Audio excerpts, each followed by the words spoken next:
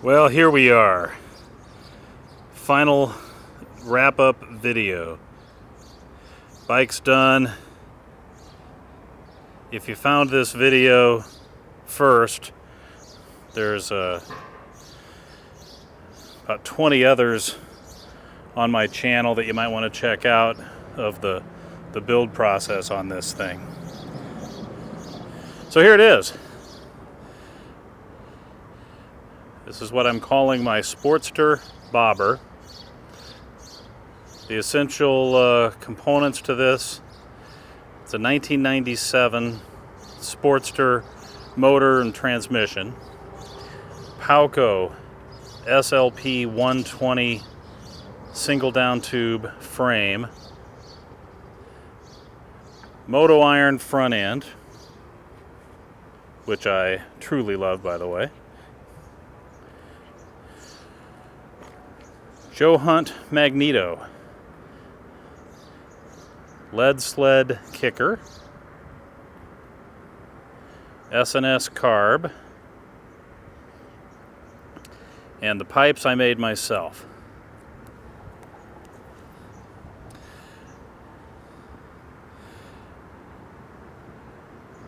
Overall, I'm very pleased with how this thing turned out. I've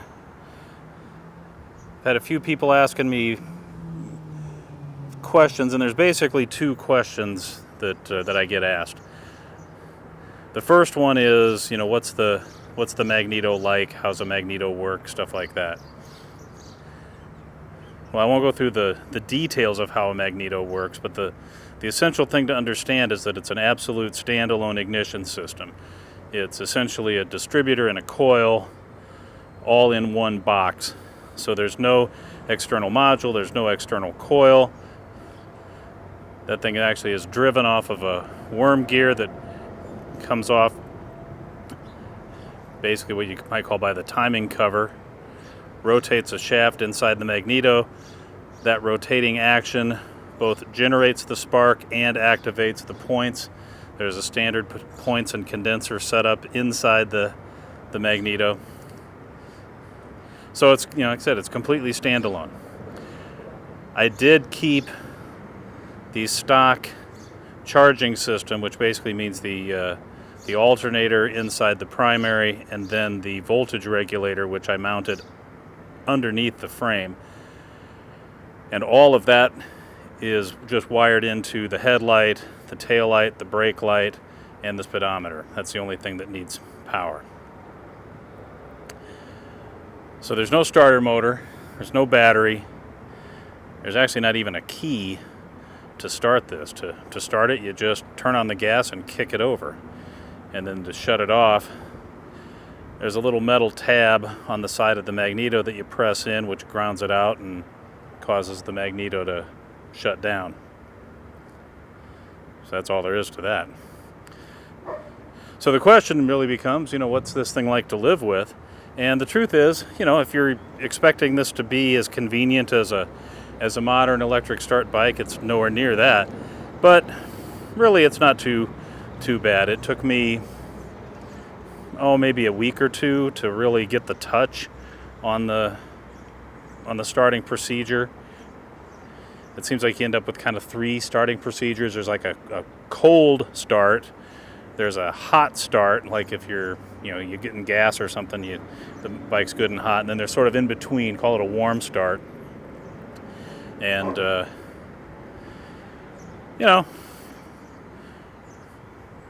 usually I'll get it off in, no more than 4 or 5 kicks.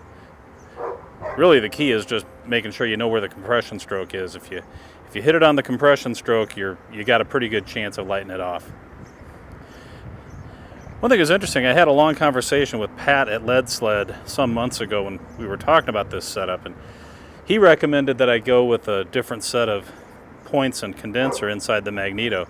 And I actually bought the ones he recommended from a guy out of Florida. And it turns out those parts were actually Morris Magneto branded parts. And I put those in, but I had trouble getting it to start, so I actually went back to the stock Hunt points and condenser, and it's working fine. No complaints at all. Now the other big question that I get asked is about the frame and the Springer and all of that and how it rides. And the truth is, I mean, it rides exactly like it looks like it would ride. Does not handle hard bumps well. Can get a little bouncy if you find yourself going over, rippled pavement. Long sweeping curves, if the pavement's not smooth, can be a little bit of an adventure. A lot of flex in the frame. So, it's the kind of thing you either love all that or you hate it. If you expect this thing to ride like a sport bike, it's not going to do that for you. But, it's kind of a handful to ride, but it's fun to ride. It feels good. With the forward controls and the relatively tall bars and the way the seat's shaped and all of that, you get this thing much beyond 80 and it becomes a little bit of a thrill ride. But for cruising around town or, back road kind of stuff, this thing is fabulous. It sounds great. I love riding it. So, if you're considering doing a project like this, why not?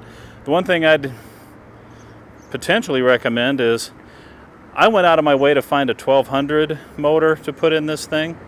But the truth is, this bike runs out of chassis way before it runs out of motor. So if I had this to do over again, and if I came across a great deal on an 883, I wouldn't hesitate to do that. Because I think even an 883 with this setup would be all the motor you need. Because even though this isn't a fast bike, it is a quick bike. This thing will get up and go. I'm not out drag racing people, but I wouldn't be surprised if I'd have no trouble at all embarrassing the sport bike guys, at least getting through an intersection. Once we're through the intersection, they'd catch me and blow right past me, but right off the line, this thing will get up and go. So anyway, that's that. I'm gonna I'll go ahead and give a kickstart for you.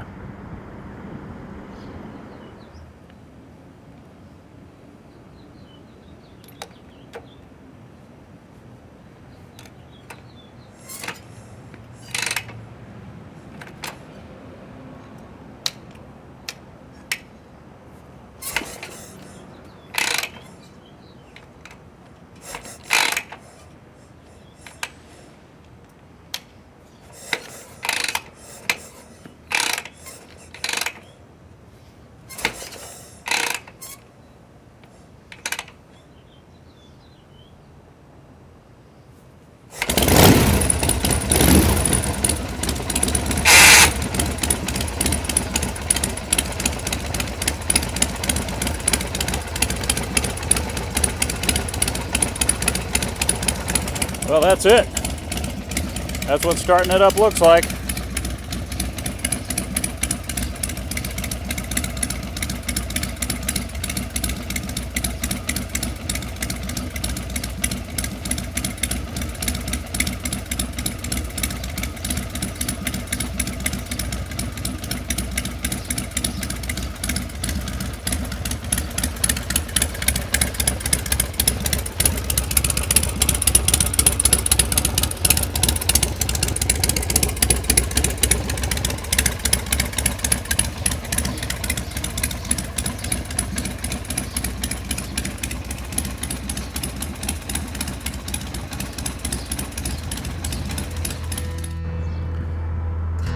All right, well, that's what a kickstart looks like. That was, call that a warm start. I'd probably, this thing's been off for a couple hours before I did that. So anyway, this will be the final update. If you're interested in any of this, I've got various videos that I took as I put it together. You might find them useful or helpful or interesting, or not. You're not paying for them, so don't come complaining to me. On to the next project.